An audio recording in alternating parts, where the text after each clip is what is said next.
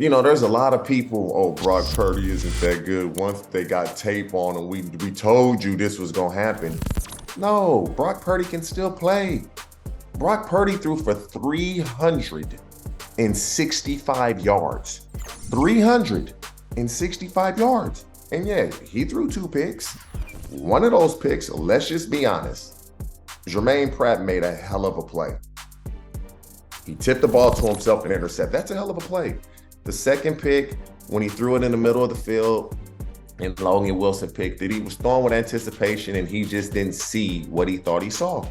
Shit happens at times. But let's not, oh, Brock Purdy can't play. Oh, Brock Purdy's been figured out.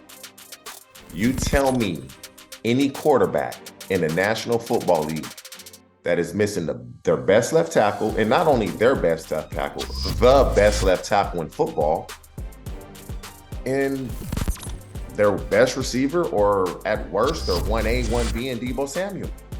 So if Joe Burrow is missing Jamar, he may struggle a little bit. If Josh Allen is missing Diggs, he may struggle a little bit. If Tua is missing Tyreek Hill, he may struggle a little bit. You guys see where I'm going with this? They're missing 2 really important players on the offensive side of the ball. And Brock Purdy, like I said, threw for 365 yards. Kittle had like 150. Ayuk had over 100. Bosa, he's really nowhere to be found. We might need to go get that milk carton and see if he's on the side of that. He's not producing at the level that he produced at last year. Could it be the training camp holdout? I don't know what it is. Last year at this same time, he had 9.5 sacks. 9.5 sacks. He has a third of that now. And for you guys that aren't great at math, that's 3. He has 3 now. He had 9.5. And when you hold out and they give you the money they gave you and make you the highest paid player, you got to earn it. And so it is what it is. And that could be a part of it as well.